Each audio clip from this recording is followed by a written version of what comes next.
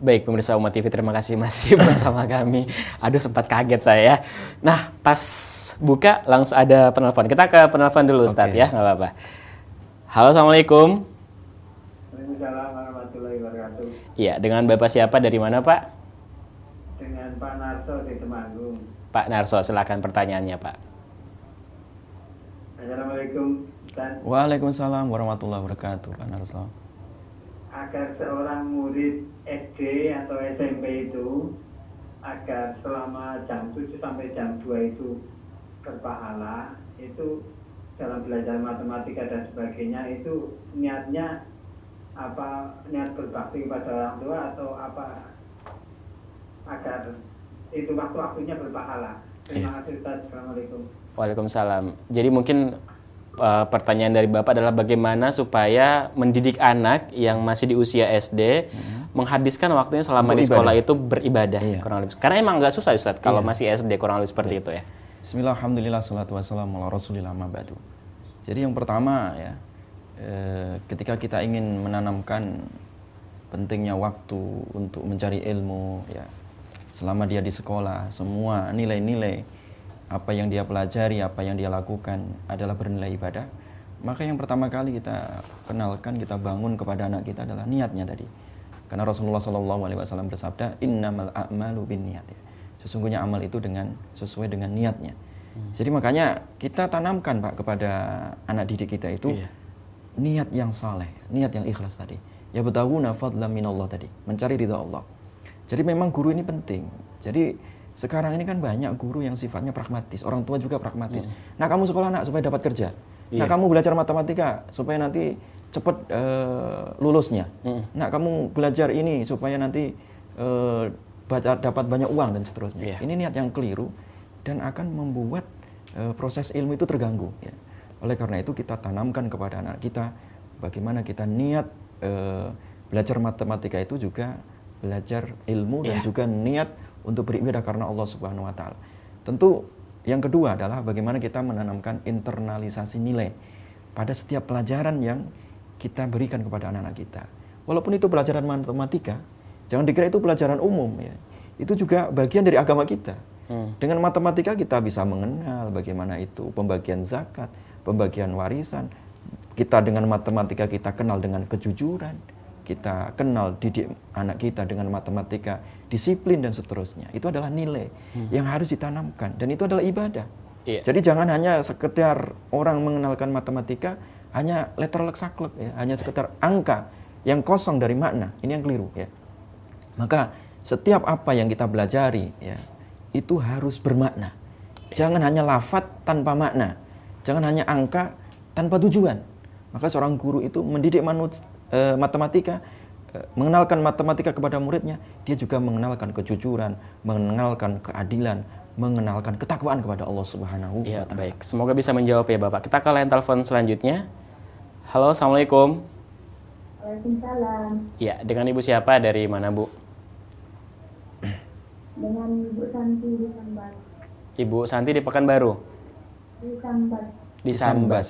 Oke, silakan Ibu pertanyaannya. Assalamualaikum Ustaz. Waalaikumsalam warahmatullahi wabarakatuh. Ini Ustaz, saya ingin bertanya. Saya kan kalau habis sholat itu sebelum salam, saya sering merutinkan membaca Allahumma apa itu? Apa Ibu? Allahumma hasibni hisaban yasiro. Allahumma hasibni ya. Sebelum salam itu Ustaz.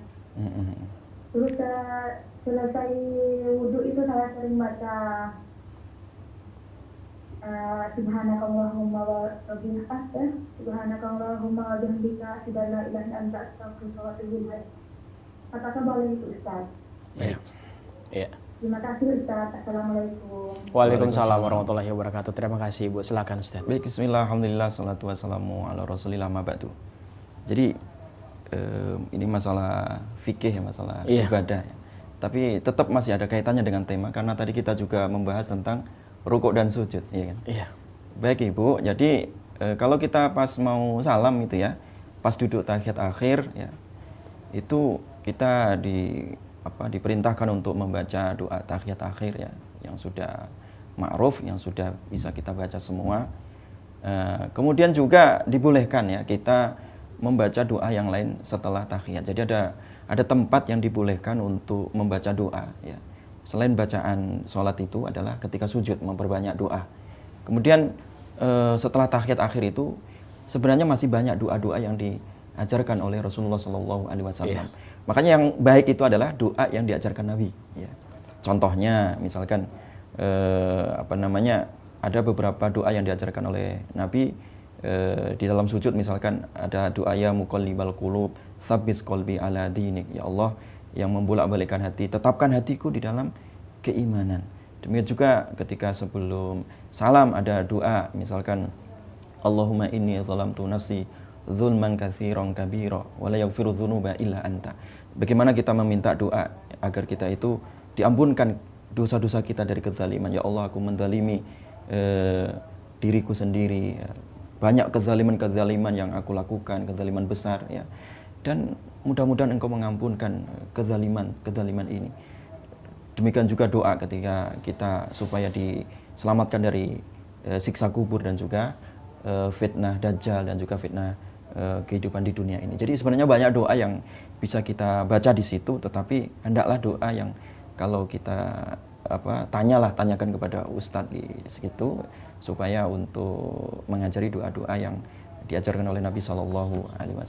Ala kulli hal yang penting hidup kita itu adalah beribadah, dan juga di sini kita hendaklah memperbanyak doa kepada Allah Subhanahu wa taala, karena tadi salah satu upaya untuk membentuk masyarakat Islami itu adalah budaya rukuk dan sujud, budaya hubungan vertikal, hubungan kita dengan Allah Subhanahu wa taala, hubungan yang sangat khusyuk, hubungannya sangat intens, sehingga kita itu ada kekuatan rohani, kekuatan mental, sehingga kita kuat, kita punya vitamin, punya gizi di dalam jiwa kita, sehingga badan kita menjadi sehat, jiwa kita sehat, aktivitas kita pun akan menjadi sehat. Iya, baik, semoga bisa menjawab Ibu.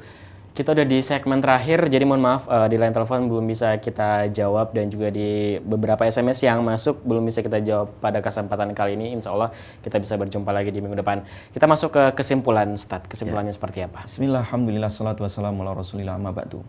Pemirsa yang dirahmati oleh Allah Subhanahu wa taala.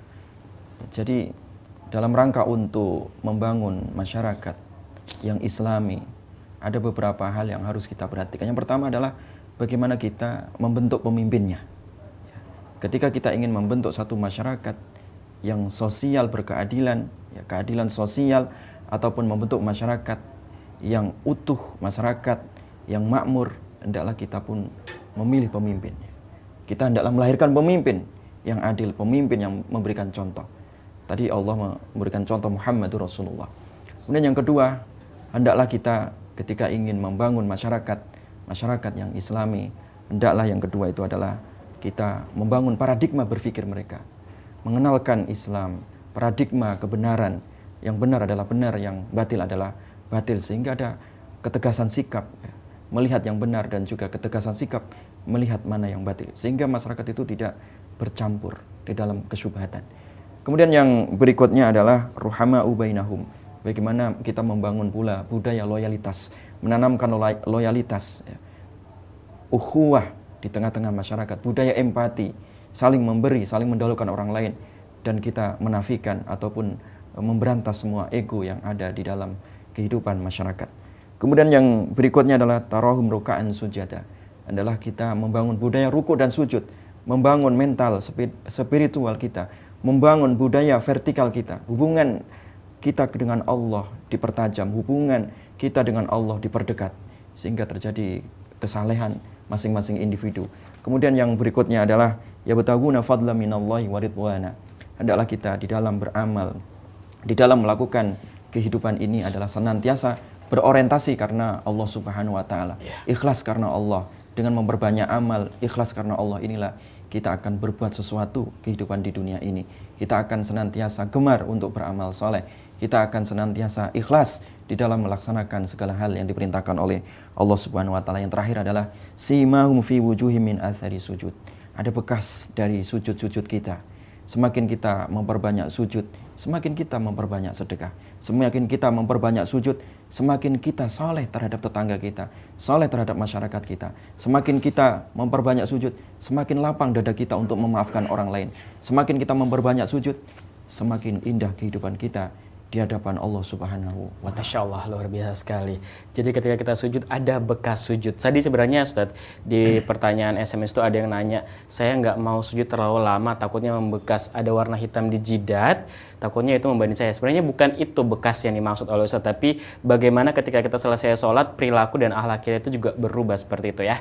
Nah, akhirnya kita udah di penghujung pada kesempatan kali ini, dan kalau misalnya saya bisa simpulkan satu kalimat pada kesempatan kali ini adalah ketika kita berhubungan dengan Allah, tangan kita di bawah, tapi ketika kita berhubungan dengan manusia maka tangan kita di atas. Insya Allah kalau kita bisa praktekkan ini, kita akan menjadi orang yang lebih rendah diri lagi, lebih beradab lagi insya Allah. Semoga ada manfaatnya dan berkah pada kesempatan kali ini materi yang disampaikan oleh Ustadz Alim, dan juga jangan cuma sampai di sini tapi bisa kita praktekkan dalam kehidupan sehari-hari.